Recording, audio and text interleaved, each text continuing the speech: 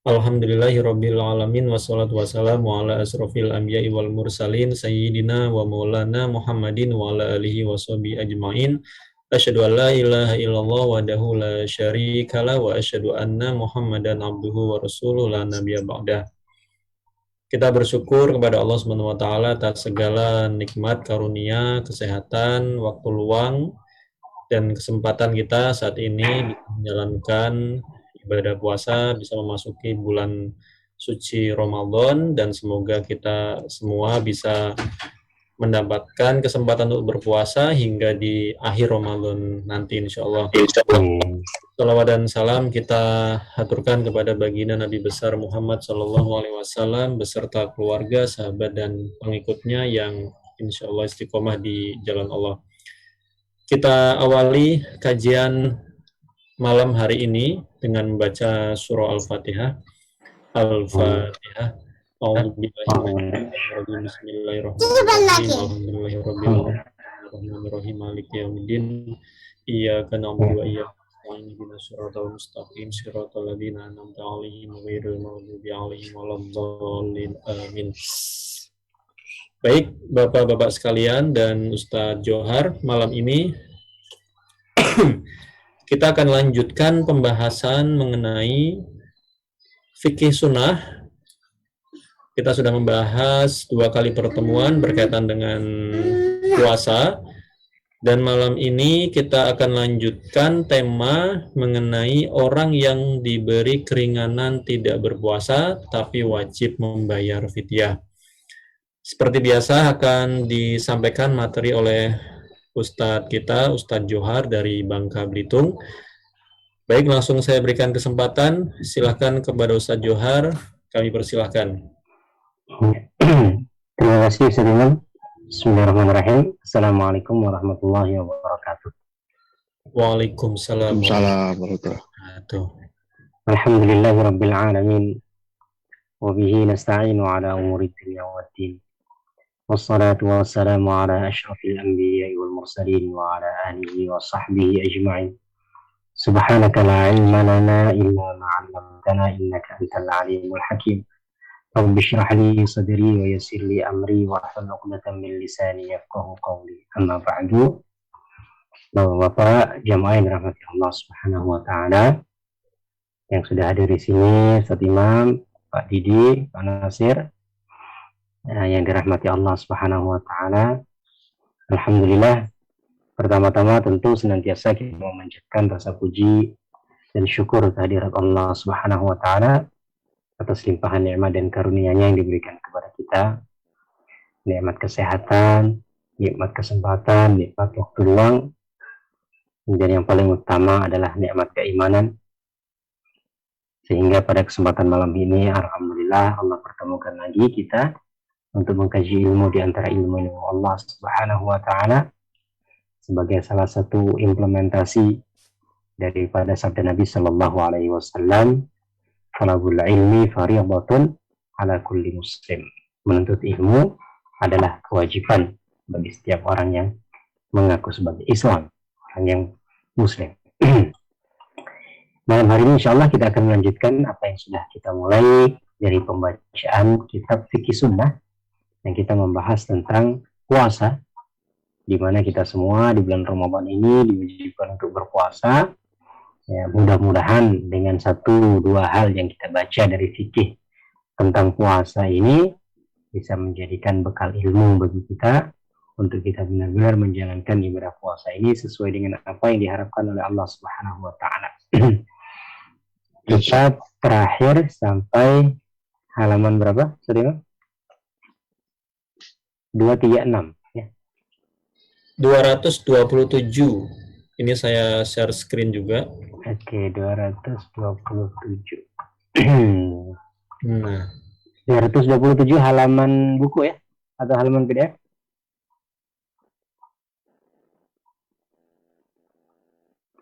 halaman bukunya betul Ustadz, kalau halaman PDF-nya 243. Oke, 243. 243 ya. Bagian bawah. Ya, bismillah. Jadi kemarin kita sudah membahas tentang golongan yang diwajibkan berpuasa. Tidak semua orang diwajibkan berpuasa.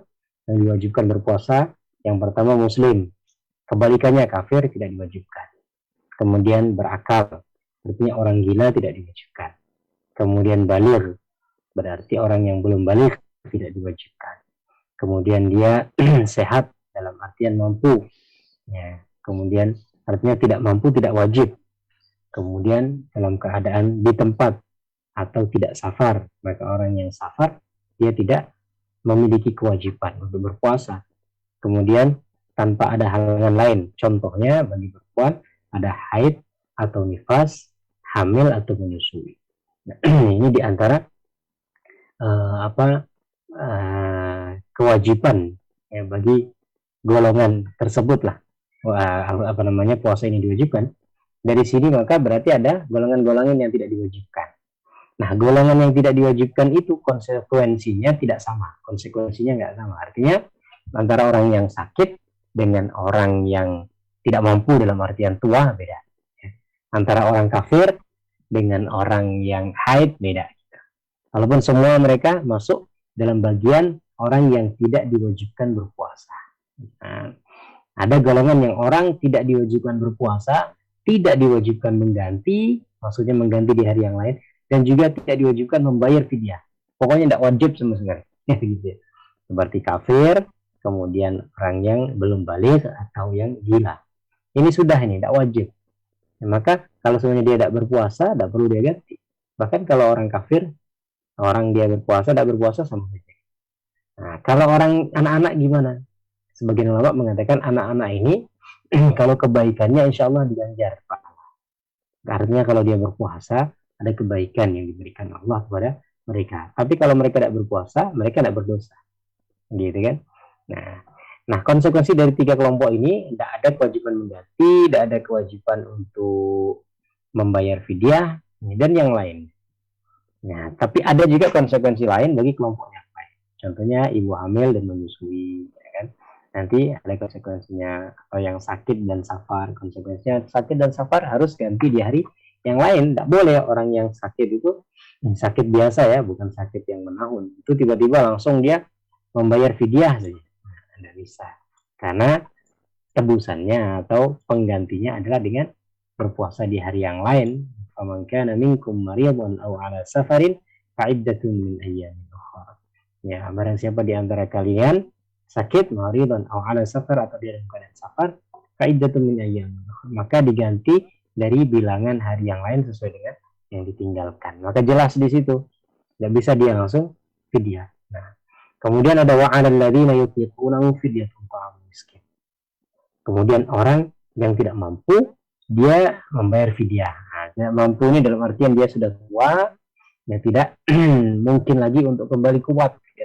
Artinya lemah dalam keadaan tua, lemah karena tua. Ini kan kemungkinan setiap hari dia semakin lemah, sehingga untuk mengganti tidak ada kemungkinan lagi, kecil kemungkinannya. Atau orang yang sakit menahun, atau orang sakit yang membutuhkan minum obat secara rutin. Wallahu alam, kalau saya pernah baca tuh kayak Pak Dahlan Iskan ya, ketika dulu dia cangkok hati itu. Dan kalau saya baca di catatannya itu kan harus minum obat itu yang pas harus jamnya gitu. Jadi jam segini ya harus minum, jam segitu harus minum, jam segini. Jadi tidak boleh meleset sedikit. Nah, orang seperti ini juga dibolehkan untuk dia tidak berpuasa. Nah, kalau sakitnya ini memang menahun, artinya dalam artian yang tidak mungkin lagi atau kemungkinan kecil sekali untuk dia sembuh, maka dia bisa langsung bayar fidyah. Tapi kalau semuanya masih memungkinkan, artinya dia harus minum obat ini dalam waktu 2-3 bulan gitu. Sebenarnya orang sakit TBC kalau saya tidak salah ya, mungkin nanti antum bisa membetulkan kalau salah. Jadi kan dia harus minum obat itu kan rutin dalam beberapa waktu gitu kan, dan tidak boleh meleset, tidak boleh lepas gitu. Nah, orang seperti ini boleh untuk dia tidak berpuasa, tapi tetap harus ganti karena masih ada kemungkinan kapan gitu dia akan sembuh ya. Selesai dari TBC-nya, dia sudah normal kembali, maka dia wajib mengganti. Tapi kalau seumpamanya yang menahun, ada sebagian yang mohon maaf semuanya dia sakit gula yang memang harus mengkonsumsi obat secara rutin dan dalam waktu jangka panjang ya kan. Orang yang sudah cuci darah ya, dia yang harus meminum obat dalam keadaan rutin tiap hari dengan waktu tertentu ya, harus siang jam sekian sesuai dengan saran dokter, maka itu juga boleh untuk tidak berpuasa dan langsung membayar fidyah.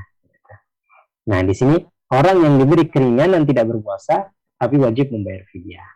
Di antara orang yang diberi keringanan untuk tidak berpuasa, baik laki-laki atau perempuan, adalah orang yang sudah lanjut usia, orang yang tidak bisa diharapkan lagi kesembuhan penyakitnya, dan pekerja berat yang tidak memiliki sumber penghidupan lain kecuali pekerjaan yang dijalaninya. Mereka semua mendapatkan keringanan untuk tidak berpuasa, sebab jika mereka puasa, maka puasanya akan mengakibatkan mereka kepayahan dan memberatkan selama bulan Ramadan. Artinya orang yang bekerja, kerjanya itu keras, kerjanya itu berat, dan kerjanya itu sepanjang tahun. Mungkin tidak ada waktu dia untuk istirahat, atau ada waktu untuk istirahat, tapi istirahat itu tidak memungkinkan untuk dia mengganti. Ya, dia istirahat itu seminggu cuma sekali hari Ahad. Gitu kan. Nah, kalau dia mampu untuk mengganti, ya silahkan. Digunakanlah di hari Ahad, sampai berapa minggu kalau misalnya dia 30 kan. Tapi kalau semuanya dia tidak mampu sama sekali, Ahad ini waktu untuk istirahat satu-satunya. Dan waktu untuk istirahat ini ya, kalau untuk berpuasa, jadi tidak bisa maksimal dalam beristirahat gitu. Maka dia boleh. Nah, di sini dulu kalau ulama-ulama fikih itu mengistilahkan seperti pekerja tambang yang masuk ke tanah atau yang gali gunung gitu kan, cari emas atau cari ini cari itu dulu para ulama fikih memasukkan ke dalam pekerja berat ini, yang memang itulah pekerjaan dia, nggak ada pekerjaan lain yang bisa dia dapatkan. Maka orang seperti ini dia dibolehkan untuk tidak berpuasa dan langsung membayar fidyah. Mereka termasuk golongan yang mendapatkan keringanan, namun mereka diwajibkan memberi makan kepada satu orang fakir miskin pada setiap hari sebanyak 1 sok, setengah sok atau satu mud. Nah, ini ada perbedaan pendapat ulama. Di sini disebutkan sok adalah segantang, lebih sepertiga. Ad-Darqutni dalam bab ini referensinya ya. Tapi 1 sok itu kalau saya tidak salah ingat, itu ukurannya adalah 4 mud. Kalau 1 mud kan 1 cakupan tangan ya. Maka konversi ke ukuran kita sekarang memang tidak sama. Karena dulu orang Arab memakai timbangannya itu dengan timbangan tangan misalnya kan. Jadi namanya orang zaman dulu. Jadi mereka tuh pakai mud, namanya 1 mud berarti 1 cakupan tangan. Antara satu orang dengan orang yang lainnya beda. Nah, makanya kadang-kadang ukuran mudnya itu pun beda. Ada yang mengkonversi jadi 0,5, ada yang mengkonversi 0,6 gram, 0,6 kilogram, ada yang mengkonversi 0,7 kilogram. Alat hal ya sekitaran itulah untuk 1 mud. Kalau 1 sok itu sekitar 4 mud, 4 kali cakupan tangan 1 sok. Maka kalau dikonversi sekitar 2,5 kilogram. Nah, biasanya kita ini kalau zakat itu kan sekitar segitu, 2,5 kilogram beras. Nah, itu karena hitungannya sok. Nah, itu tidak bisa pasti sebenarnya. Karena tadi itu, karena pakai mud, pakai cakupan tangan itu ya tidak bisa pasti segitu. Tapi ulama berijtihad karena sekarang hitungan kita sudah pakai kilogram, dulu kan tidak pakai itu. Sehingga ada sebagian ulama seperti Abu Hanifah kalau saya tidak salah, itu hitungannya sudah 3,7 kilogram. Coba ampun tanya kawan-kawan di sana yang dari Pakistan, India tuh ya, mungkin Fatimah, Mbak Didi, mungkin banyak kawan. Itu kira-kira zakatnya berapa? Kalau sependek pengetahuan saya, kalau tidak salah mereka itu sekitar 3,7 atau berapa kilogram. Nggak seperti kita yang cuma 2,5, karena ukuran mereka atau konversi mereka beda dengan kita. Nah, ulama ini juga berbeda pendapat tentang ukuran fidyah. Ada yang mengatakan 1 mud berarti sekitar 0,6 atau 0,7 kilogram. Ada yang mengatakan setengah sok. Ya, setengah sok itu berarti 2 kali cakupan. Ada yang mengatakan 1 sok, sekitar 4 kali cakupan. Kalau 1 sok berarti sekitar 1,25. Jadi 1,25 kilogram. Setengah sok. Kalau 1 sok berarti ya sekitar 2,5. Ada hal seperti itu. Ketetapan ini masih diperdebatkan di kalangan ulama. Ya, tidak ada hadis yang menetapkan banyaknya jumlah yang harus diberikan kepada orang fakir miskin. Ibnu Abbas berkata, orang yang sudah lanjut usia diberi keringanan untuk tidak berpuasa, dan dia harus memberi makan 1 orang miskin pada setiap hari, dan dia tidak perlu mengganti puasa yang ditinggalkannya karena sudah tua.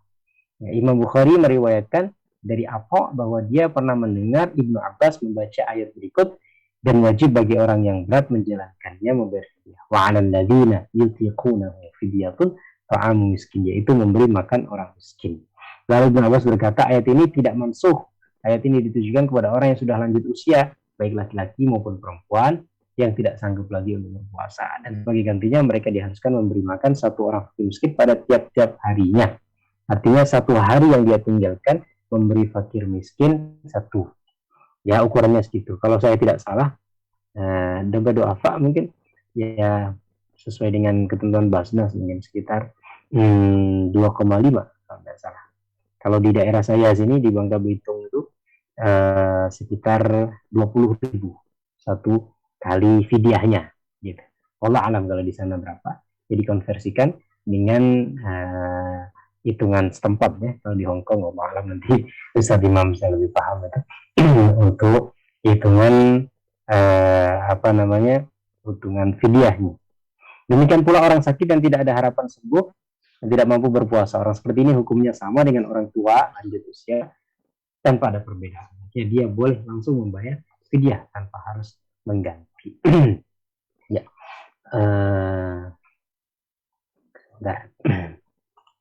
Ya. Kemudian Syekh Muhammad Abdul mengatakan, ya saya agak-agak loncat ya karena bisa dikatakan penjelasannya juga agak sama-sama. Nanti mungkin kalau ada yang didiskusikan kita diskusikan aja. Jadi ala kulli hal yang diwajibkan untuk membayar fidyah ya. Ketika dia tidak mampu untuk berpuasa kemudian dia langsung boleh membayar fidyah itu tadi yang disepakati adalah orang yang tua, kemudian orang yang sakit yang tidak mampu lagi untuk disembuhkan, kemudian orang yang pekerja berat yang pekerjaannya setiap hari berat seperti itu, yang tidak ada pekerjaan lain selain apa yang dia kerjakan. Ini tiga disepakati. Nanti ada yang diperselisihkan, yaitu ibu hamil dan menyusui. Ibu hamil dan menyusui, apakah dia wajib untuk mengganti di hari lain atau dia boleh langsung membayar fidyah gitu kan? Nah, di sini mungkin kita akan mulai dari halaman 228. Demikian pula orang sakit tidak ada harapan sembuh tidak mau berpuasa. Syekh Muhammad Abdul berkata yang dimaksud orang yang berat menjalankannya dalam ayat tersebut adalah orang tua yang sudah lanjut usia, orang sakit tidak ada harapan sembuh, serta para pekerja berat yang pekerjaannya itu menjadi sumber penghasilan tetapnya seperti para pekerja tambang. Demikian juga para tahanan yang divonis kerja paksa seumur hidup. Ya. Jika mereka merasa kesulitan menjalankan ibadah puasa, di samping mereka juga memiliki harta sebagai bayaran fidyah. Nah, artinya kalau tadi ya dia kena kerja rodi, harus kerja setiap hari, maka dia boleh langsung bayar fidyah. Demikian pula perempuan hamil dan perempuan menyusui. Nah, ini ada perbedaan pendapat dari kalangan ulama, disampaikan juga oleh Syekh Said Sabiq di sini. Jika mereka merasa khawatir atas keselamatan diri dan anaknya, mereka dibolehkan untuk tidak berpuasa. Menurut Ibnu Abbas dan Ibnu Umar dan Ibnu Abbas, mereka diwajibkan membayar fidyah dan tidak wajib mengqadha puasa yang ditinggalkan. Ini pendapat Ibnu Umar dan Ibnu Abbas dari kalangan sahabat. Diriwayatkan oleh Abu Dawud dan Ikrimah bahwa Ibnu Abbas menjelaskan firman Allah, wa 'alal ladzina yutiquna fidyatun ta'amu miskin. Ayat ini memberikan keringanan kepada orang yang lanjut usia, baik laki-laki maupun perempuan yang berat dalam menjalani puasa. Mereka diperbolehkan tidak berpuasa, tapi harus memberi makan kepada satu orang fakir miskin tiap hari seperti dia. Demikian juga perempuan hamil. Nah, ini menurut Ibnu Abbas, perempuan hamil dan perempuan yang menyusui, jika mereka khawatir, maksudnya terhadap anaknya, maka mereka boleh tidak berpuasa dan sebagai fidyahnya mereka memberi makan satu orang fakir miskin. Tapi saya sampaikan lagi, ini tidak disepakati, jadi artinya bukan kesepakatan ulama. Ada perbedaan pendapat. Pada akhir asarnya ditambahkan oleh Ibnu Abbas pernah mengatakan kepada budak perempuannya yang sedang hamil, engkau tidak ubahnya orang yang tidak mampu untuk berpuasa. Oleh karena itu engkau harus membayar fidyah dan tidak perlu mengganti. Nah, ini Ibnu Abbas mengatakan kepada budaknya yang hamil. Artinya dari sini, karena orang hamil dan menyusui ini memang nggak ada dalilnya dalam Quran. Kalau yang dijelaskan dalam Quran itu adalah orang yang sakit dan safar, kemudian yang tidak mampu. Nah, yang tidak mampu ini siapa? Yang tidak mampu ini, apakah tidak mampu ini kan boleh langsung membayar fidyah. Nah, yang tidak mampu ini siapa? Apakah orang hamil dan menyusui masuk bagian tidak mampu? Dia menjadi perbedaan karena nggak disebutkan ya dalam Al-Quran itu, apabila kamu hamil atau menyusui maka kamu harus membayar fidyah. Apabila kamu hamil atau menyusui maka kamu harus membayar di hari yang lain. Tinggal dikelompokkan saja. Jadi ada yang harus membayar fidyah, ada yang harus mengganti di hari yang lain. Yang mengganti di hari yang lain adalah yang sakit dan yang safar.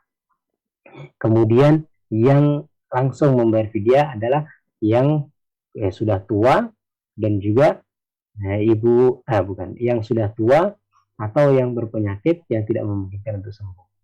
Nah, nah kira-kira hamil dan menyusui masuk ke mana? Kalau dianggap dia sakit biasa, dianggap sakit atau safar, maka dia harus mengganti diare. Kalau dia dikelompokkan kepada orang yang tidak mampu seperti orang yang tua, maka dia boleh langsung membayar fidyah. Nafi meriwayatkan bahwa Ibnu Umar pernah ditanya mengenai perempuan hamil yang khawatir terhadap keselamatan kandungannya. Dia menjawab, hendaknya dia tidak berpuasa dan sebagai gantinya dia harus memberi makan satu orang fakir miskin sebanyak 1 mud gandum setiap harinya. Innallaha wada'a 'anil musafiri as-sauma wa syatara as-salati wa 'anil hubla wal murdi'is shaum. Sesungguhnya Allah memberi keringanan kepada orang yang bepergian untuk tidak berpuasa dan mengqashar salat. Artinya memberi keringanan, salat itu dikosor menjadi 2. Sedangkan perempuan hamil dan menyusui diberi keringanan untuk tidak berpuasa. Maka ulama sepakat hamil dan menyusui tidak wajib puasa. Cuman konsekuensinya harus mengganti, apakah langsung bayar fidyah, ini yang menjadi perselisihan ulama. Menurut Abu Hanifah, kemudian Abu Ubaid, Abu Thur, mereka hanya mewajibkan mengqadha puasa, tidak mewajibkan bayar fidyah. Nah, menurut mazhab-mazhab ini, mereka mengatakan orang yang hamil dan menyusui harus membayar harus mengganti di hari yang lain. Imam Syafi'i, jika mereka tidak berpuasa karena khawatir terhadap keselamatan anaknya, mereka diujikan mengqadha dan membayar fidyah. Kalau hamil, takut anaknya kurang gizi, tapi dia sebenarnya secara fisik dia mampu untuk berpuasa. Tapi dia tidak berpuasa karena yang ditakutkan adalah anaknya. Kalau ditakutkan adalah anaknya yang orang lain yang takutnya, maka dia harus mengqadha dan membayar fidyah. Diganti di hari yang lain, plus juga dia bayar fidyah, bayar ngasih makan fakir miskin. Kenapa? Karena dianggap ya dianggap bukan karena dia yang sakit gitu, bukan karena dia kan karena takut orang lain gitu, bukan dia. Kalau takut karena dia, seorang ibu hamil yang takut ya, kalau dia puasa kemudian dia drop atau dia sakit, maka dia cukup mengganti di hari yang lain. Tapi kalau sebenarnya dia kuat tapi dia takut nanti bayinya kenapa, kurang gizi dan lain sebagainya, maka orang seperti itu, kata Imam Syafi'i, dia harus ganti dan bayar fidyah. Jadi ada 2. Allahu a'lam, ala kulli hal itulah ada perbedaan tentang ibu hamil dan menyusui. Orang yang diberi keringanan untuk tidak berpuasa tapi wajib mengqadha, kita semua insya Allah sudah tahu, yaitu orang yang safar, kemudian orang yang dalam keadaan sakit. Nah, kita skip aja sedikit. Mungkin ada hal-hal yang kita nggak penting nanti kita baru kita sampaikan, karena ya tidak semua pembahasan ini saya rasa perlu detail gitu ya. Ini insya Allah sudah bisa dipahami, maksudnya orang yang sakit dan safar itu boleh untuk tidak berpuasa tapi harus mengganti. Ada juga orang yang sehat, tapi kalau dia puasa dia jadi sakit. Dia sebenarnya nggak sakit, dia sehat. Tapi kalau dia puasa jadi sakit. Seperti orang mah semuanya kan, sakit mah. Orang sakit mah ini kalau semuanya dia makan secara teratur dia sehat. Tapi kalau dia ada terlambat sedikit gitu, dia jadi sakit. Semuanya dalam keadaan berpuasa itu ya, dia harus mengundur makanan. Yang dengan makan itu kemudian ya dia jadi sakit, maka orang itu boleh tidak berpuasa. Ya kan? Sebenarnya dia sehat saja kalau dia makan secara teratur kan sehat. Tapi kalau pas dia lagi nggak pas sesuai jadwalnya atau mundur dikit terlambat, nah, itu bisa jadi sakit buat dia. Nah, dia dalam keadaan jika anggap sakit nggak sakit kan? Ya, dianggap sehat juga tidak sehat. Nah, maka orang seperti ini dianggap sehat, tapi kalau berpuasa menjadi atau berpotensi sakit, maka dia boleh itu tidak berpuasa. Saya coba kita langsung masuk ke ini saja, tentang sunah-sunah puasa mungkin ya. Saya carikan ini biar agak puasa sunah. Jadi ketika kita berpuasa ini apa saja yang perlu kita lakukan. Ini ada adab-adab berpuasa. Jadi kita di situ aja. Halaman 255 dari halaman buku. Kalau tentang orang yang tidak wajib berpuasa tadi, ya itu yang sudah saya sampaikan secara global itu ya. Jadi inti dari apa yang ada di buku panjang lebar itu, setidaknya itu tadi bahwasanya orang yang tidak berpuasa konsekuensinya beda-beda. Ada yang harus mengganti, ada yang cukup membayar fidyah, ada yang tidak perlu ganti, tidak perlu membayar fidyah, mungkin ada yang plus mengganti dan membayar fidyah. Nah, gitu. Yang tadi ya, ibu hamil yang ditakutkan anaknya terjadi apa-apa, bukan takut kepada diri sendirinya. Kalau takut diri sendiri, takut dia nggak kuat, ya, dia boleh berbuka, tapi kemudian mengganti di hari yang mungkin kita lanjut dengan membaca secara bergiliran, Sarima. Halaman 255. Halaman 255. Ya. Halaman buku, Ustaz. Halaman buku. Oh iya, iya, oke, sebentar, Ustaz. Tentang tadi yang tidak wajib zakat, tidak wajib puasa dan lain sebagainya. Nanti kalau memang ada pertanyaan silakan disampaikan, kita diskusi. Ya, tapi secara global seperti itulah, dari agak panjang lebar tadi ya. Nah, kita sekarang yang mungkin agak penting ini, selain hal-hal yang wajib, kita juga memperhatikan hal-hal yang disunahkan.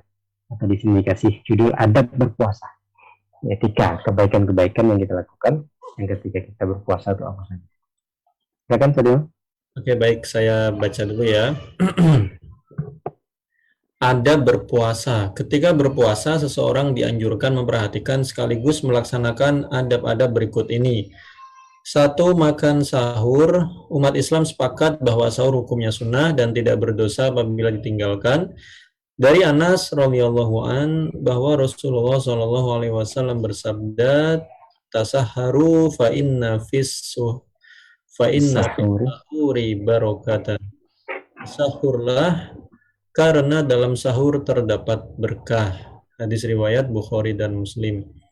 Dari Miqdam bin Ma'di Karib, dari Rasulullah, beliau bersabda, "Alaikum bihadas suhuri fa innahu huwal waba'ul mubaraku." Hendaknya kalian makan sahur karena ia adalah makanan yang diberkahi. Hadis riwayat Nasai dengan sanad baik. Makan sahur dipenuhi berkah karena sahur dapat memberi kekuatan bagi orang yang hendak berpuasa, membuat dirinya semakin rajin beribadah dan meringankan beban puasa.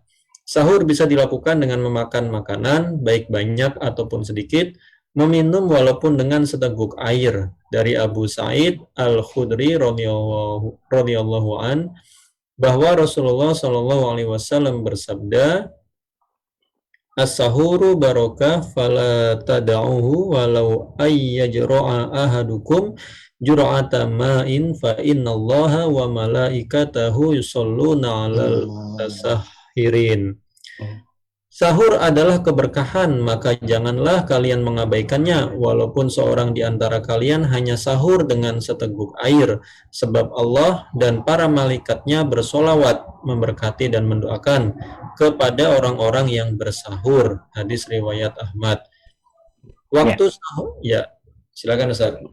Oke, mungkin kita habiskan dulu ya sampai waktu sahur itu, Ustaz Imam. Waktu sahur. Ya. Waktu sahur sejak pertengahan malam hingga terbit fajar dan disunahkan mengakhirkannya hingga sebelum fajar terbit. Dari Zaid bin Thabit radhiyallahu an, dia berkata, "Kami makan sahur bersama Rasulullah shallallahu alaihi wasallam, lalu kami berdiri untuk melakukan sholat. Aku bertanya, berapa jeda waktu di antara keduanya, makan sahur dengan berdiri untuk sholat?" Beliau menjawab, selama bacaan 50 ayat. Hadis riwayat Bukhari dan Muslim. Dari Amru bin Maimun, dia berkata, para sahabat Muhammad SAW adalah orang-orang yang paling bersegera dalam berbuka dan paling lambat ketika bersahur. Hadis riwayat Baihaqi dengan sanad sahih.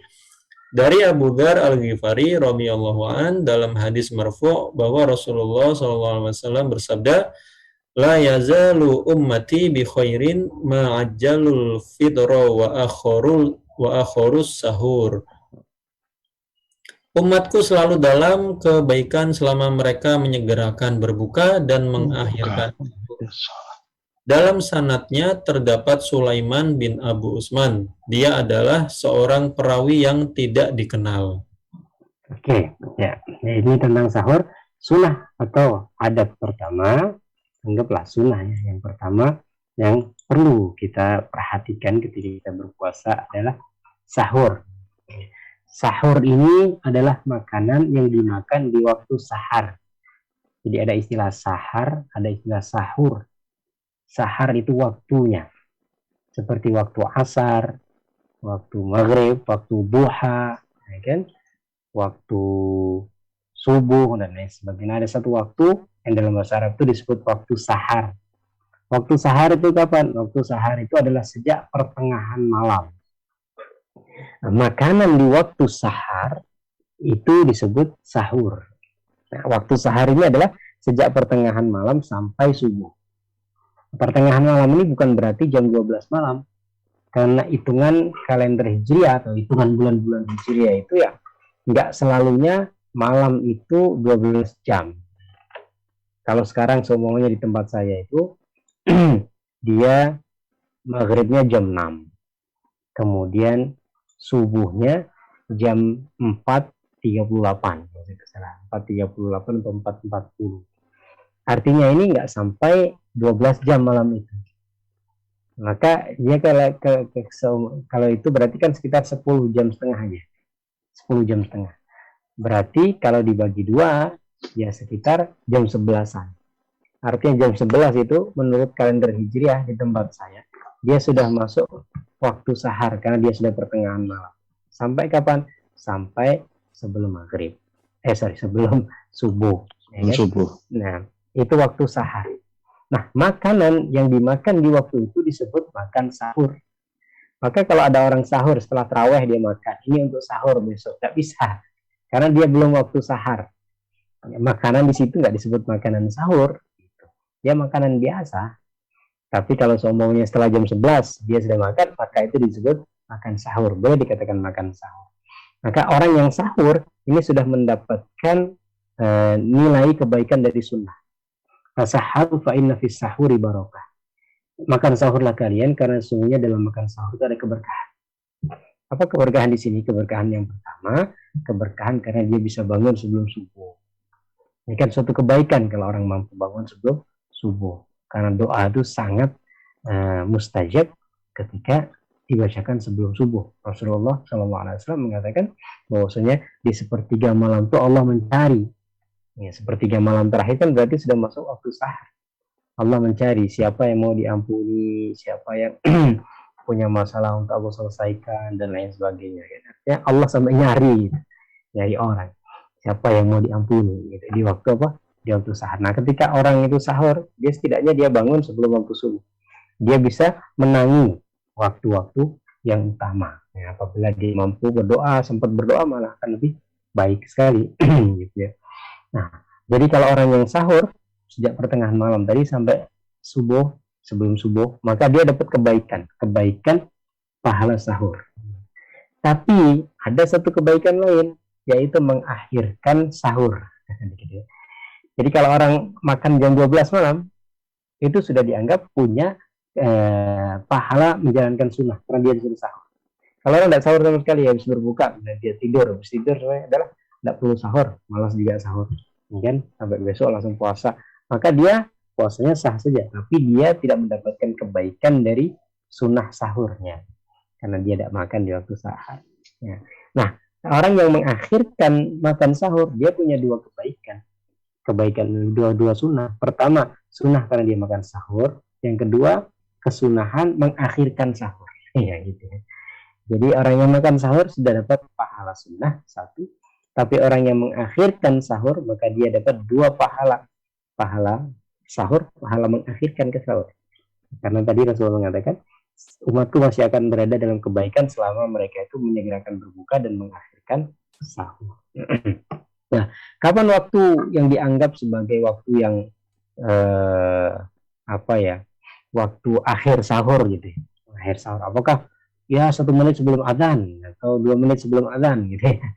Nah, Rasulullah SAW ketika ditanya oleh ya Zaid bin Sabit tadi, beliau mengatakan bahwasanya ya perkiraan Rasulullah berhenti makan itu dengan waktu sholat, dikumandangkannya adzan untuk sholat itu sekitar 50 ayat beberapa itu ya. Sekitar bacaan Al-Quran itu 50 ayat. Dan bacaan Al-Quran 50 ayat itu dikonversi atau dikira-kira oleh para ulama itu sekitar 10-12 menit. Maka disitulah ada jadwal imsak ya, yang itu biasanya diambil 10 menit sebelum waktu subuh. Kalau subuhnya jam 4.30, maka berarti Ya, imsaknya jam 4.20 begitu. Ini berdasarkan dengan tadi ya hadis Nabi. Memang di zaman Rasul nggak ada kata imsak, nggak ada kata ini enggak. Tapi contoh dari Rasulullah itu, beliau sudah berhenti dari makan sahur itu sekitar 10 menit sebelum subuh. Nah, waktu sahar yang utama itu kapan? Waktu sahar yang utama karena kita dianjurkan mengakhirkan sahur itu setengah jam sebelum subuh. Nah, itu waktu-waktu yang sangat mulia ya untuk kita makan sahur sekitar setengah jam sebelum subuh.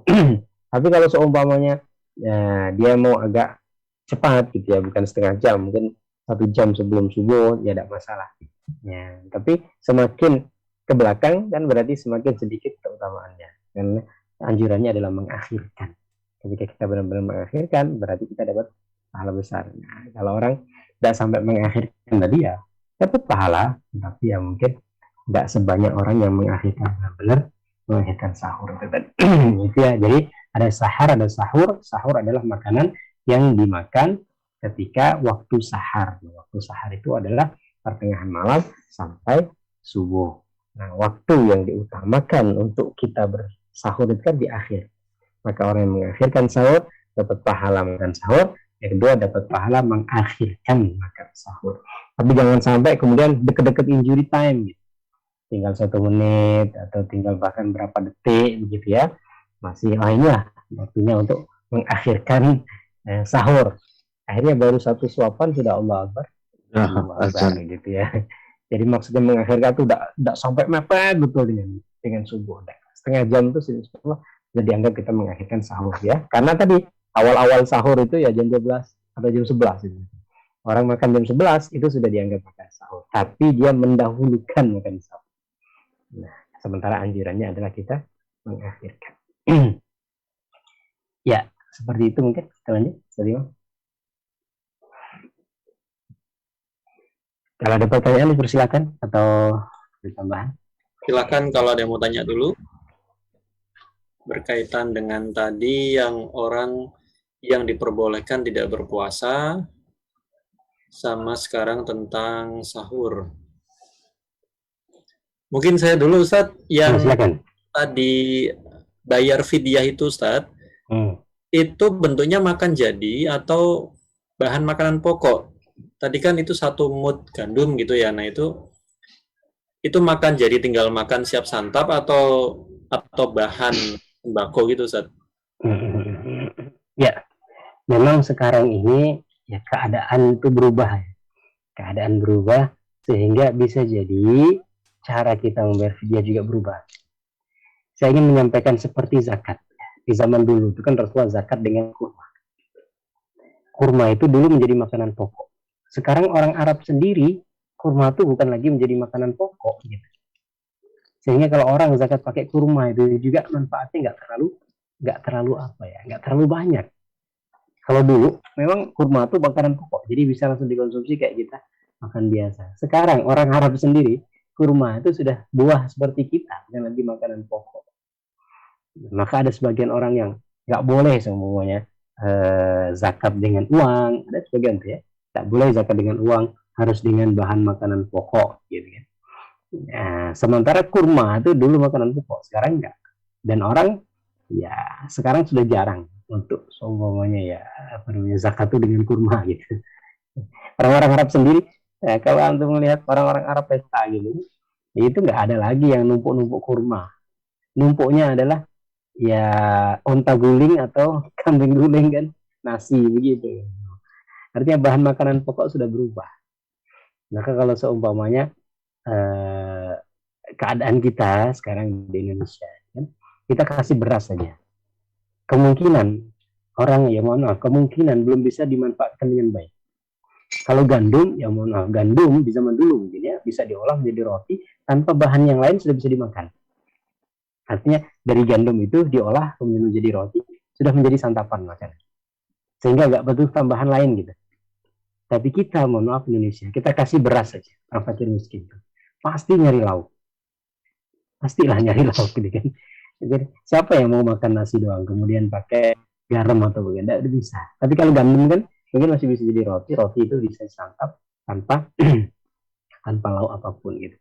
Maka dari sini sebenarnya saya secara pribadi tidak menganjurkan untuk memberi dalam bentuk beras. Walaupun zakat itu zakat fitrah atau zakat mal atau zakat, kalau zakat mal tidak mungkin juga ya, kecuali zakat pertanian atau fidyah tadi. Lebih baik kasih uang. Artinya dikonversikan ke dalam rupiah, kemudian kita kasih, atau kita langsung kasih makanan satu porsi. Ya kan? Satu porsi semuanya hasilnya 20.000, ya sudah 20.000 kita carikan lah makanan yang kira-kira sesuai dengan porsi 20.000 itu.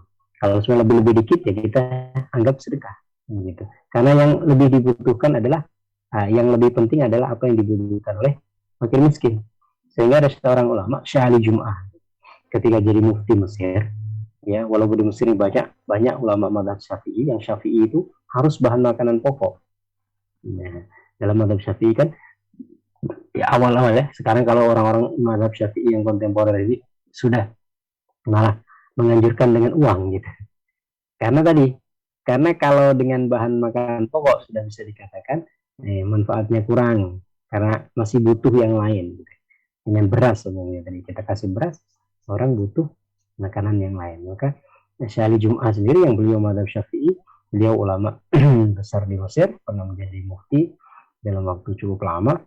Ya, itu beliau mengatakan saya lebih menganjurkan orang itu bayar dengan uang, dengan nilai, artinya dengan uang tunai, karena lebih bermanfaat bagi fakir miskin. Ya, antum semuanya kasih uang, maka lebih bermanfaat. Tapi kalau menurut saya untuk masalah fidyah ini ya kita kasih dalam bentuk ini saja, nasi yang sudah bisa siap dimakan. Takutnya mohon maaf kita kasih uang dia untuk dibeli yang lain, semuanya dia ini perokok berat, ya kan? Kita kasih uang diberikan rokok, bukan diberikan makanan. Nah ini jika untuk sebagai saddud dzara'i, menghindarkan dari potensi keburukan, maka ya sudah kita berikan makanan. Ya satu porsi yang langsung bisa dikonsumsi. Begitu mungkin Ustaz Imam. Wallahu a'lam.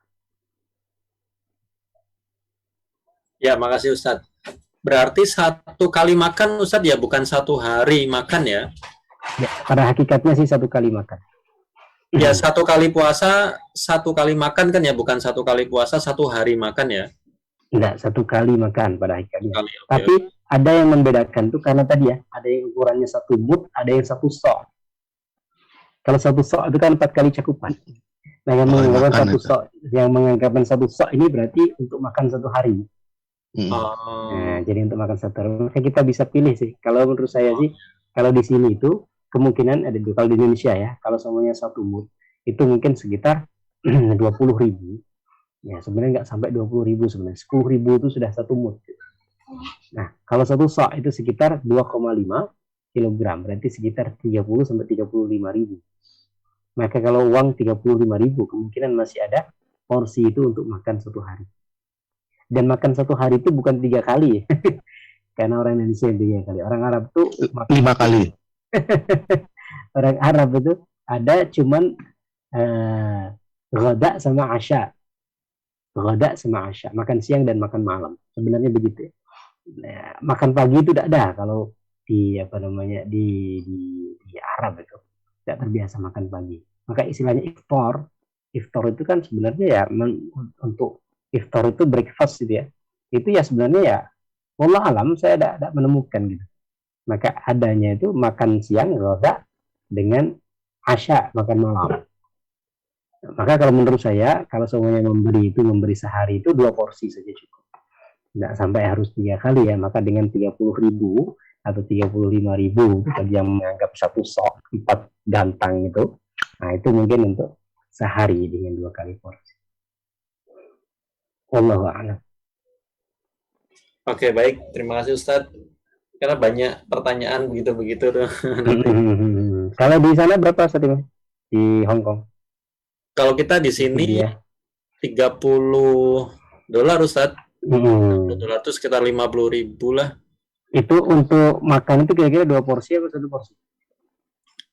Kalau segitu, kalau untuk di Indonesia ya 2 porsi Ustaz. Nah, enggak untuk di Hong Kong kira-kira. Di Hong Kong ya nggak dapat 1 porsi segitu.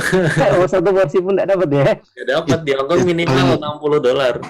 Paling bagus hitungannya McDonald value meal. Nah, gitu. Itu ukurannya. Jadi 1 kali makan McDonald itu udah paling menengah agak ke bawah dikit. Jadi kalau di Hong Kong itu kan value meal sekarang berapa? Kalau dulu zaman saya nyampe di Hong Kong tahun 2000 itu dapat $22 untuk value Saya meal nggak itu. tahu Kalau Pak. sekarang sudah saya nggak pernah makan McDonald ya, ini cuma segini aja. Itu untuk melokalkannya. Itu kalau nggak salah tuh value meal itu sekarang 30 berapa gitu. Iya, Kalau nggak iya. salah saya ya. Berapa Mas Abi kalau makan pancake itu berapa? Kalau pagi makan pancake sama kopi 38 ya? Iya. 38 sampai $40. Iya, iya. Breakfast. Artinya berarti sudah dapat 1 porsi ya untuk fidyah. Iya. Jadi Minimalis. makanya kalau mau bayar, jadi kan masalah mengenai zakat ini agak unik. Saya sering pengalaman aja Ustaz ya. Itu karena ininya nggak detail kayak cerita Ustaz bilang tuh, tidak ada hadisnya. Semua masuk tuh dalam ini sekali sangat beragam sekali penafsirannya ininya. Karena tidak ada kata yang sesuai disesuaikan dengan misalnya makan. Orang sekarang makan 3 kali sehari. Dulu orang makannya kurma, sekarang makannya nasi sama beras sama ini gitu. Kayak kalau saya misalnya dikasih orang zakat kasih beras, saya kan nggak sama matikus, saya nggak makannya beras, saya makannya nasi, harus ada sambal pedasnya lagi kan, harus ada sambalnya, minimal sayur 1 sama daging 1 sama kerupuk 1 gitu ya. Jadi memang ukuran makannya itu, jadi yang makan yang normal di lingkungan kita itu gitu. Jadi kalau kita mau kasih makan fidyah di sini berapa, ya bayangan saya value meal McDonald ukurannya. Jadi ada fidyah ini, ada fidyah karena puasa, tebusan karena puasa. Ada fidyah ini tebusan karena kafaratul yamin atau karena sumpah yang tidak terlaksana. Nah, di dalam Al-Quran itu ada penyebutan yang sumpah yang tidak terlaksana, itu disebutkan dengan jelas. Kafaratuhu it'amu 'asharati masakin min awsati ma tut'imuna ahlikum aw kiswatuhum aw tahriru raqabah. Memberi makan 10 fakir miskin dengan makanan pertengahan yang biasa kamu makan.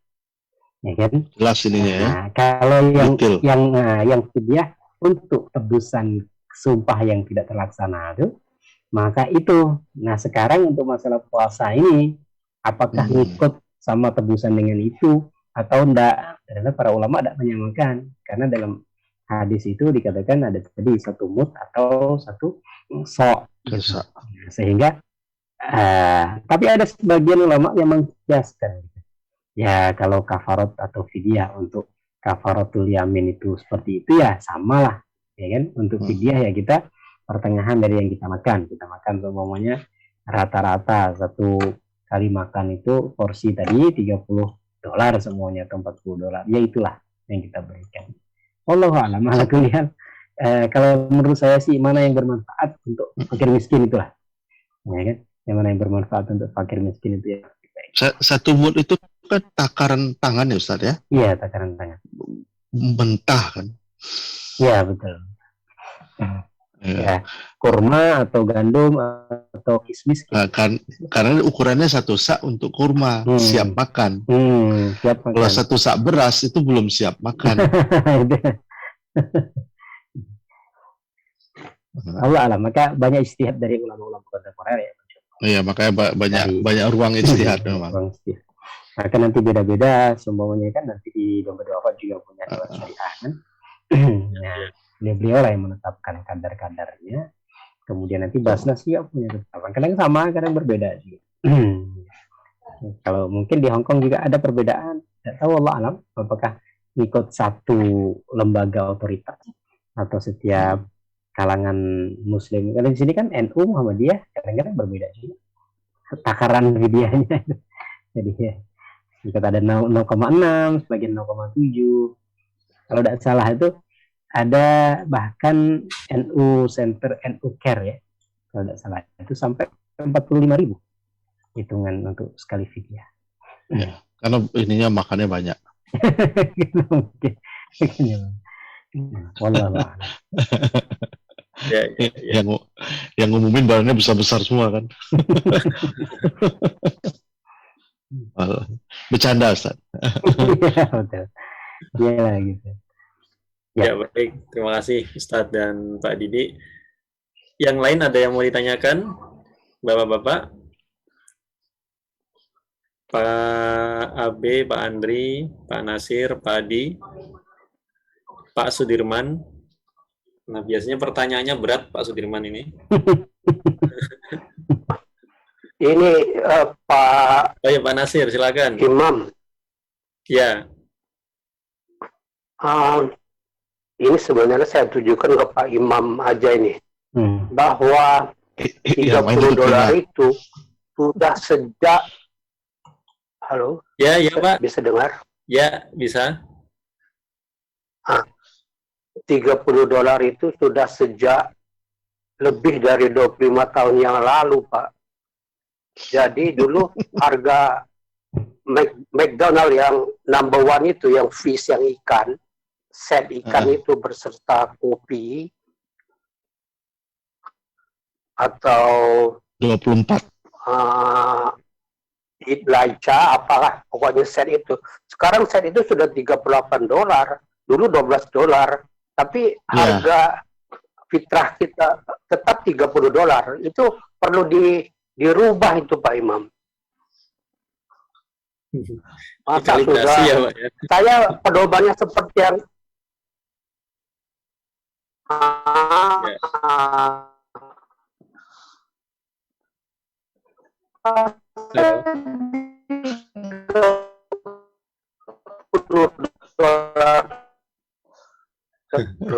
Suaranya putus-putus sepertinya. Dulu satu set, sekarang udah $38. Kotak satunya yang bisa jelas sekarang. Ya, sudah jelas. Halo? Sudah jelas. Ya, sudah ditangkap. Apa enggak sampai handset? Pertanyaannya. Ya. Coba ya. Jadi PR untuk Pak Imam tuh. Saya agak seide dengan Pak Nasir tuh. Iya, iya, iya. Iya, jadi karena Pak, karena fidyah kita itu untuk kita kirim ke Indonesia, bukan untuk makan di sini. Jadi kita ukurannya memakai takaran Indonesia. Nah, kalau memakai takaran Indonesia itu sudah lebih dari cukup standar ya. Karena kalau dirupiahkan sekitar 50. Kalau gitu kita kirim ke Ethiopia aja. Cuma tapi untuk zakatnya gimana Ustaz bilang? Untuk nisab zakat, kemudian nisbah zakat, kira-kira ngikut Indonesia apa ikut Hongkong? Artinya kayak nisab. Itu kayaknya perlu pembahasan lebih lanjut itu Ustaz. Kalau kayak untuk Pak Didi dan kawan-kawan yang kerja di sini, hidup di sini, makan di sini gitu ya, kebutuhan di sini ya berarti nisabnya harusnya mengikuti harga emas atau harga beras di sini. Ya harga emas di sini. Tapi kalau kayak yang pekerja domestik itu, mereka kan bukan untuk kebutuhan di sini ya sebagian besar ya, mereka makan ditanggung sama majikannya di sini itu hanya untuk transportasi kalau libur saja lah, sebagian besar untuk kebutuhan di Indonesia. Nah itu kan perlu pembahasan fikih lebih lanjut dari para pakarnya Ustadz. Apakah memakai harga emas di sini atau pakai harga emas di Indonesia? Karena kalau pakai harga emas di sini ya mereka nggak masuk. Yang masuk ya yang pekerja-pekerja profesional. Oh gitu ya. Artinya untuk nisab zakatnya banyak yang di bawah ini ya, di bawah standar gitu semuanya. Iya, kalau betul. Dan zakat mal kan 85 gram emas ya. Kalau sudah mengendap setahun gitu kan. Nah, harga emas di sini saya belum update lagi. Kalau harga emas di sini ya pasti nggak masuk. Kan kalau tapi kan selama setahun harga emas sedunia sama. Sama kalau harga kursnya sama ya. Kalau yang dibedakan tadi kita berarti sekitar 600 kali ya, $600 gitu ya. Itu kalau hitungannya, semuanya hitungannya shopnya itu setahun, anggaplah kalau di Indonesia itu kan sekitar 70-an juta, 68 sampai 70 juta. Kalau saya dapat selebaran terbaru dari Basnas. itu sekitar 68 juta untuk nisab tahun ini itu. Nah, itu harga apa namanya? Ya istilahnya harga emas 85 kilogram 85 gram itu. Tapi itu kan nisab setahun Ustaz Imam. Mungkin kawan-kawan itu istilahnya ya, mohon maaf kawan-kawan yang bekerja non profesional itu, kira-kira dalam setahun itu masa tidak sampai gaji 70 juta? Kalau 70 juta setahun, kalau itu sampai Ustaz. Nah, berarti mereka sudah kena zakat. Bukan per bulan ya. Kalau per bulan tuh hitungannya, kalau per bulan itu cuma 7 juta. Kalau hitungan saya per bulan tuh, kalau nisab untuk zakat profesi itu yang per bulan hitungannya itu kita kiaskan dengan nisabnya zakat hasil bumi. Zakat hasil bumi, zakat pertanian. Pertanian itu kan sekitar 650 atau 650-an gitu kan, 650-an kilogram. Kalau ya. Indonesia itu sekitar 6-7 juta. Maka hitungan kalau seumpamanya ya mungkin diinginkan saja di sana sekitaran itu kira-kira berapa kalau mau bulanan itu sekitar 6-7 juta. Kalau gaji di atas itu sudah wajib zakat untuk profesi kalau hitungan per bulan. Tapi kalau untuk hitungan per tahun maka dia 70 juta. Kalau seumpamanya setiap bulan kita pakai hitungan nisabnya tahunan yang harus gaji di atas 70 juta, memang banyak tidak kena kan jadinya kan, karena hitungan itu adalah hitungan setahun. Artinya gaji dia dalam setahun itu kalau seumpamanya sudah lebih dari 70 juta berarti dia sudah wajib zakat. Nah, zakat bisa dibayar per bulan, bisa juga dibayar langsung nanti setahun ini. Ya, Pak Imam, saya dulu pernah ngikutin beberapa ustadz ya dari Indonesia datang ke Hong Kong, menghitung-hitung itu memang ada 2 ustadz yang saya tahu mereka menyatakan mbak-mbak yang di sini tuh nggak kena zakat karena penghasilan mereka agak-agak pas-pasan, tapi kan mereka juga ada kebutuhan, jadi setelah dipotong kebutuhan jadi nggak nyampe gitu. Ada beberapa nyebutnya seperti itu. Jadi apapun yang mereka keluarkan menjadi infak, jadi sedekah, jadi bukan menjadi zakat.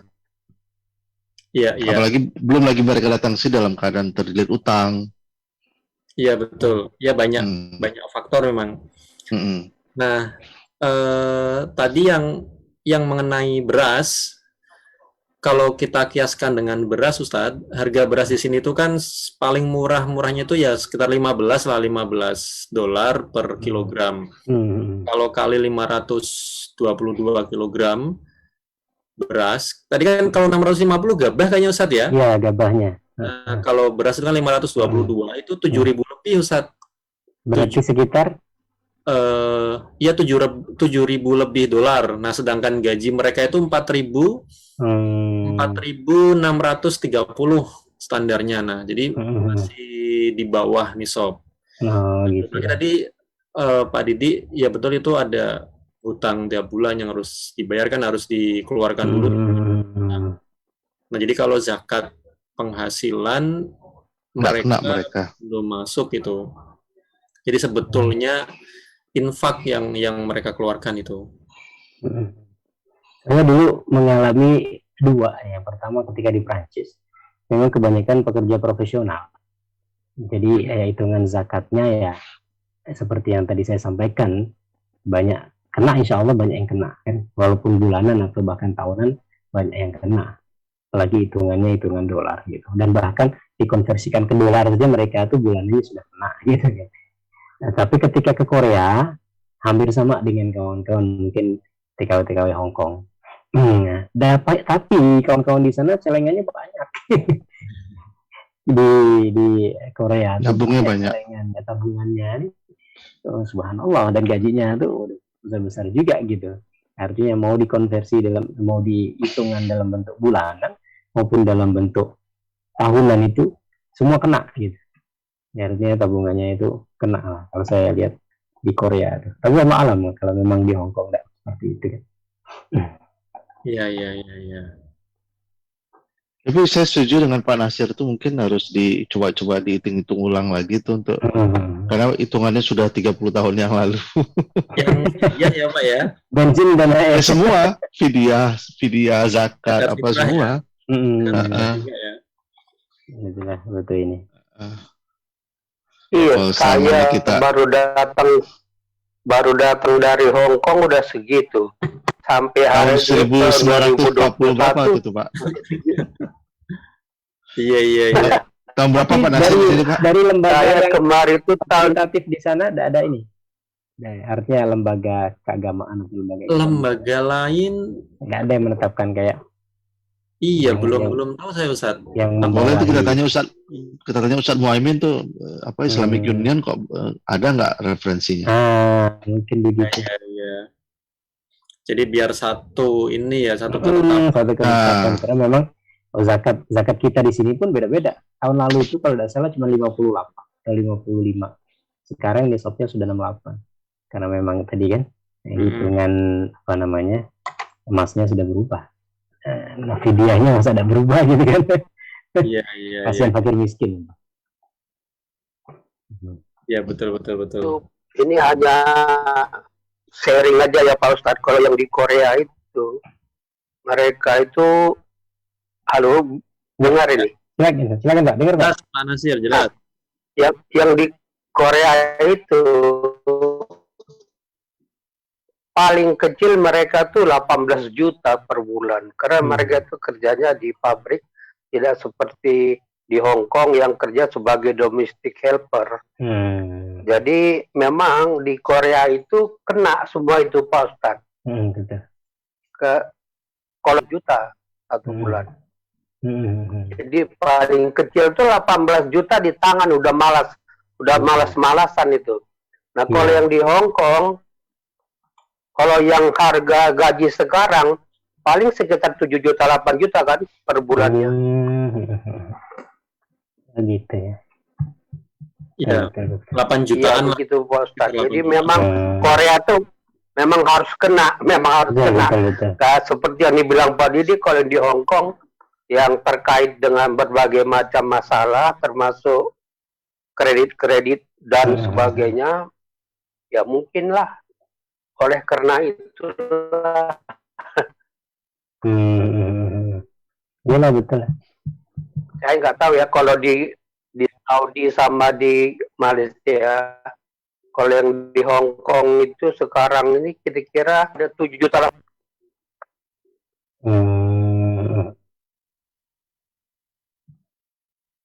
Ya. Ya hilang suaranya Pak Nasir. Oke Pak Nasir. Terputus lagi. Iya. Putus lagi. Ya. Coba ya ini ya. Kalau ini dengar. Ya dengar Pak. Dengar ini malah. Kalau ini jelas. Jelas. Ini jelas. Ya silakan Pak Nasir.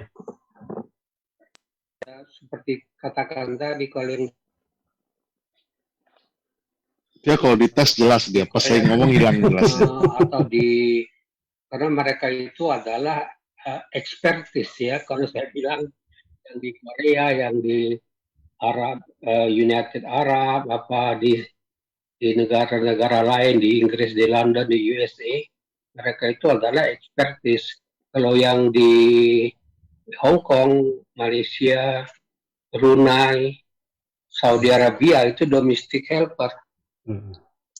Makanya kalau Pak Ustadz bilang bahwa yang di Korea kena itu memang pantas karena luar biasa memang penghasilan mereka per bulan itu kalau rajin. Kalau dulu aja kira-kira Yang di United Arab Emirates juga tuh luar biasa juga itu. Kalau rajin lembur aja 30 juta dapat Pak Ustadz. Betul. Kalau rajin lembur, kalau enggak ya 18 jutaan. Iya. Sudah 15 tahun yang lalu itu. 5 tahun yang lalu. Betul. Itu pun makan semua ditanggung ya. Makan Ya itu aja Pak. Ada. Sharing dari saya. Ya. Terima kasih Pak Nasir. Dengar ya Pak Imam. Kedengeran Pak Nasir, yang terakhir kedengeran. Yang mic terakhir. Oke. Yang lain ada lagi? Pak Adi, Pak Andri, Pak B. Tuh, Mas Abe itu yang luar biasa juga tuh jumlahnya tuh. Yang luar biasa silakan bertanya. Lagi ngitung-ngitung nggak ya Mas Abi? Kan habis Iya. makan tuh, hitungannya tadi makan berapa rupiah.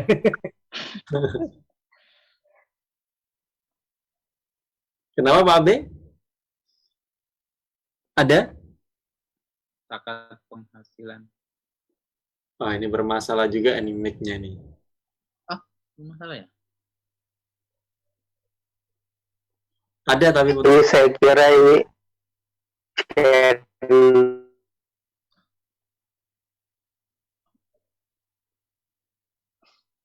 putus-putus. channelnya ini bermasalah. Bukan internetnya tuh kayaknya memang ininya mikrofonnya. Iya, mikrofonnya ini. Mungkin minta beli baru itu. Untuk Nunggu government kasih 5.000 kan. Nanti government mau kasih 5.000 untuk belanja. Oh, mau ngasih lagi ya? Buat pemanen ya Pak ya? Iya, disuruh belanja untuk menstimulasi ekonomi. Ah, iya. Kemarin kan udah yang 10.000, sekarang 5.000. 5.000 ya. Bantuan Udah langsung dapat ya. 7 tahun. Kenapa? Udah dapat Hong Kong ID-nya. Oh, ya, berarti dapat nanti 5.000 tuh. Insyaallah. Oh, saya pas yang dapat itu beli komputer. Termasuk zakat mal itu kan juga sebetulnya itu ya menstimulus ekonomi ya. Jadi harta terdistribusi, kemudian orang miskin daya belinya naik, tetangga-tetangga jadi terbeli kan. Ininya apanya warung-warungnya. Kalau kaidahnya itu dalam Quran kan kaila yakuna dulatan bainal aghniyah. Agar harta itu tidak muter di orang-orang kaya aja. Gitu kan. Kaidahnya. Jadi harusnya muternya itu rata. Gitu. Karena kebanyakan kalau nggak dikeluarkan kan muternya dari tangan si A kepada si B yang sama-sama tajir melintir lah. Itu pengalaman saya memang melihat zakat ini nggak banyak orang Indonesia yang teman-teman saya yang profesional yang ini, yang teman kuliah atau teman SMA itu nggak banyak yang mengerti tentang zakat. Udah rumahnya udah gede-gede gitu belum pernah bayar zakat gitu. Mereka pikir sama kayak sedekah. Bahaya sekali itu zakat itu harta haram yang mereka pakai itu. Ya karena itu karena bukan milik dia kan. Iya betul. Penetrasinya rendah loh zakat itu. Minimal di teman-teman yang saya tahu. Ada kesalahan pemahaman yang lain, Pak, yang menganggap bahwasanya zakat yang wajib itu cuma zakat fitrah. Gitu. Itulah. Jadi mereka itu ketika berzakat fitrah itu sudah menganggap dia bayar zakat gitu. Jadi mau hartanya berapapun, kalau sudah bayar 2,5 kg setiap Ramadan itu sudah dianggap dia sudah zakat. Nah, sudah kayak gugur gitu kewajiban zakatnya. Karena memang kebanyakan pemahaman kita. Nah, karena itu kalau zakat fitrah memang berbondong-bondong orang kebanyakan tidak bayar. Tapi zakat mal nih kan tidak ada paham. Karena hitung-hitungannya kan agak jelimet ya. Iya. Harus ada badan kayak Pak Didi. Ya. Halo, Pak Didi. Ya Pak Nasir. Nah, itu kalau kaum milenial di Indonesia kebanyakan punya rumah bagus-bagus tuh, kebanyakan juga mortgage, Pak Didi. Kebetulan teman-teman saya udah nggak milenial lagi, semua udah usianya 50-an. Kalau teman-teman saya nggak saya tahu lah. Ya mungkin lah ya, nggak semua. Tapi kalau itu dimasukkan, memang pengetahuan masalah itu ada yang pura-pura nggak tahu aja. Udah itu memang mereka rata-rata tuh mortgage, Pak Didi. Iya. Jadi kalau mereka dibilang kurang paham mengenai zakat da- apa namanya zakat mal itu, karena mereka itu di samping sibuk dengan mortgage-nya, merasa saya kan beli rumah karena ngutang kayak gitu. Dengar Bisa Pak jadi. Didi? Bisa mengerti. Dengar Pak Nasir. Iya, memang kalau zakat fitrah itu kan ada momentumnya ya, ada momentumnya dan semua orang sama. Kalau zakat mal ini kan customize per orang itu kan nggak sama dan harus mengidentifikasi diri sendiri kan. Jadi kalau pendekatannya pendekatan hanya kampanye saja memang agak berat. Jadi harusnya memang pendekatannya pendekatan seperti pajak, pendekatan kebijakan, sehingga paksaan kan. Mau nggak mau, rela nggak rela, suka nggak suka, jadi harus dikeluarkan. Ada Kalau menjemput. himbauan saja, nah kalau himbauan ya, ya Betul. dia yang mau iya, kalau enggak ya sudah, kita nggak ada dasar hukum untuk menarik kayak gitu. Kecuali memang ada. Kayak perintah zakat itu kan ambil. Perintah Iya. zakat itu kan ambil. Jadi memang harus ada badan yang mengambil, menjemput. Ya, nah sekarang badannya itu kan ambilnya itu juga nggak bisa ambil paksa Pak Didi kan. Jadi kita belum ada. Pakainya marketing kan, maksudnya kayak apa sih?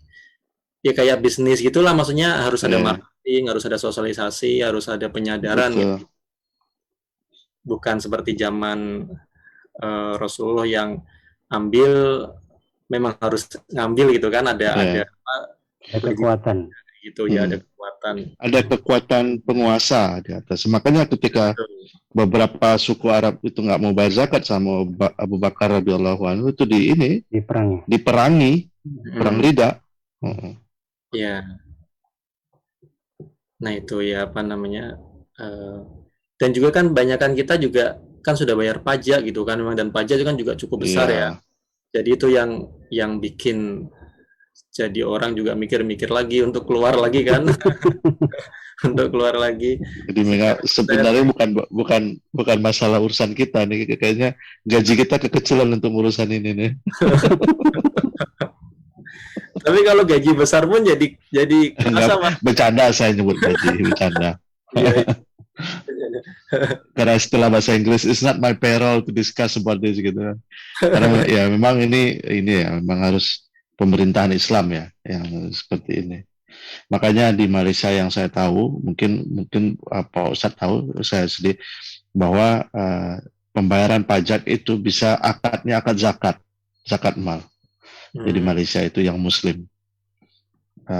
Karena udah pendekatannya udah masuk ke sendi-sendi pemerintahan. Makanya salah satu negara yang punya finansial sistem konvensional dan syariah itu cuma ada satu-satunya di Malaysia. Dia punya tabungan haji, punya ini, jadi yang dikelola secara syariah. Dan kita masih jauh untuk bisa sampai seperti itu, karena ini tadi. Iya. Sekarang malah yang digalakkan pemerintah itu wakaf itu, kemarin saya dengar itu. Yang ya Ustadz ya di Indonesia ya, yang sedang mau digalakkan tuh wakaf. Cuma nggak tahu kalau zakatnya. Tapi kan memang lagi-lagi kalau itu kan masyarakat Indonesia juga butuh kepercayaan juga ya. Kalau misalkan dikelola pemerintah, nanti bagaimana, seperti apa kan itu ya butuh waktu juga lah kalau itu. Karena sudah kedahuluan. Jadi pemerintah ini sudah keduluan dengan lembaga-lembaga swasta kan, karena langkah. Artinya yang bergerak duluan untuk menjemput bola itu justru kebanyakan lembaga-lembaga swasta. Oke. Sudah cukup Bapak-bapak? Mas Adri nggak ngomong, Pak Adi itu dari tadi ini yang masih korban karantina. Korban karantina, silakan berbicara. Mohon maaf, lagi buka puasa di sini. Masya Allah. Baru maghrib, jadi dengerin aja saya. Iya. Selamat berbuka puasa. Terima kasih. Ya baik, kalau Kalau di itu ada Maidatur Rahman, siapa Pak Andri di masjid-masjid Dubai ya, Di Abu Dhabi, Ustaz. Abu Dhabi. Nggak ada, Ustaz. Dibolehkan nggak Apa, buka di masjid? Nggak boleh ya? nggak boleh. Tahun ini sama seperti tahun lalu dilarang. Apa, biasanya juga kan ada yang bagi-bagi makanan gitu di jalan, orang buka tenda. Itu dilarang juga tahun ini karena pandemi. Tapi kalau terawih, alhamdulillah ada terawih. Karena ada Atau dipersingkat? dipersingkat. Nah, jadi sholat isya sama terawih maksimal jadi 1 jam. Terawihnya maksimal 40 menit. Jaga jarak. Jadi Ya, alhamdulillah sih masih. nggak 1 juz berarti ya? Enggak, Pak. Tetap Enggak, 1 juz. pendek-pendek. Enggak, Oke. pendek-pendek kan. Karena mungkin dari terlalu lama orang berkumpul. Iya. Tapi ya alhamdulillah lah, masih bisa, masih ada. Masjidnya juga dekat sih, dekat rumah. alhamdulillah. Kok kalau di Abu Dhabi mah kepleset aja masuk masjid di situ. Kalau di Arab ini kalau ada Ramadan nggak pernah masak. Ya, udah tinggal datang aja ke masjid mana, Iya. bawa 2 bungkus untuk sahur. Tapi sekarang mungkin nggak bisa. Sekarang harus masak sendiri-sendiri. Ada istilah Maidatur Rahman kalau di Mesir itu udah. Kalau setiap Ramadan tuh nggak pernah kita masak. Kadang-kadang diketuk orang dikasih bungkus. Ada yang kadang-kadang awal bulan tuh sudah bilang, Mas nanti bulan Ramadan kamu yang nanggung ya. Jadi sudah berbondong-bondong mereka. Alam yang sekarang ini. Katanya sih begitu memang tahun-tahun lalu kata teman-teman saya. Suasana Ramadan ramai sekali di sini. Ya, tapi ini masih cukup terasa juga kok, sangat terasa sekali. Iya, dibandingkan Hong Kong ya Pak Andri ya. Ya malah berasa. Di sini juga jam kerja juga disesuaikan di sini. Dari mulai jam 9 sampai jam 2 siang saja. Produktivitas rusak lah pokoknya ya. Jadi mereka tidak butuh kerja sebenarnya ya. Kerja sudah dapat di encourage, jadi setelah itu jadi kan supaya bisa banyak ibadah gitu kan. Jadi juga sekolah anak-anak juga diimbau pemerintah juga jangan kasih PR banyak-banyak, jadi muridnya bisa lebih banyak beribadah, fokus untuk di bulan Ramadan seperti itu. Masya Allah, mantap. Sama kayak Brunei kayaknya Pak. Brunei itu sama juga. Kalau dari Ramadan ini jam 2 lah pulang. Sudah. Itulah kalau negara-negara tidak butuh kerja kan. Kerja kan sudah ada uang gitu. Tidak kerja sudah. Cuman buat formalitas aja, yang penting ada kerjaan gitu. Kalau saya lihat begitu. Bagian negara yang kaya. Ya. Ya, oke. Cukup ya Bapak-Bapak, insya Allah. Baik, terima kasih Ustadz Johar dan juga Bapak-Bapak sekalian. Kita akhiri dengan doa. Silakan Ustadz Johar bisa memimpin doanya. Bismillahirrahmanirrahim. Bapak-bapak yang dirahmati Allah Subhanahu wa taala, ya, untuk mengakhiri majelis kita pada kesempatan malam hari ini, dan kita alhamdulillah sudah memasuki bulan Ramadan, dan ini mungkin minggu pertama ya kita masuk bulan Ramadan. Kemarin kan belum ya. Jadi ya alhamdulillah kita bersyukur kepada Allah kita diberikan kesempatan betul-betul untuk merasakan Ramadan tahun ini dengan berbagai macam suasananya. Ada sebagian yang masih terkait dengan protokol kesehatan, ada yang mungkin sudah agak bebas dan lain sebagainya. Ya alhamdulillah kita masih diberikan usia panjang sampai masuk di bulan Ramadan tahun ini. Mengakhiri majelis ini kita berdoa kepada Allah Subhanahu wa taala, mudah-mudahan Allah limpahkan kita keberkahan, kebaikan, Allah hindarkan kita dari segala keburukan. Kita mengawali dengan membaca Al-Fatihah. A'udzubillahi minasyaitonir rajim. Bismillahirrahmanirrahim. Alhamdulillahirabbil alamin. Maliki yaumiddin. Iyyaka na'budu wa iyyaka nasta'in. Ihdinas siratal mustaqim. Siratal ladzina an'amta 'alaihim ghairil maghdubi 'alaihim. Amin. Bismillahirrahmanirrahim. Alhamdulillahirabbil alamin. حمد الشاكرين حمد الناعمين حمدا يوافي نعمه ويكافئ مزيده. يا ربنا لك الحمد ولك الشكر كما ينبغي لجلال وجهك الكريم وعظيم سلطانك. اللهم صل على سيدنا محمد صلاة تنجينا بها من جميع الأهوال والآفات وتقضي لنا بها جميع الحاجات وتطهرنا بها من جميع السيئات وترفعنا بها عندك على الدرجات وتبلغنا بها أقصى الغايات من جميع الخيرات في الحياة وبعد الممات. وعلى آله وصحبه وسلم تسليما كثيرا برحمتك يا أرحم الراحمين.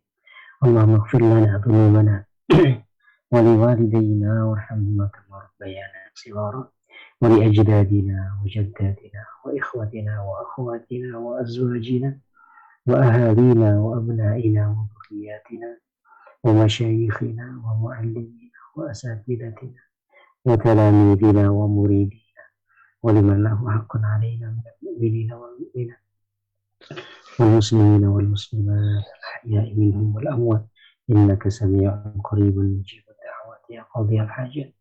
Ya Allah ya Rahman, ya Allah ya Rahim, ya Allah ya Arhamar Rahimin.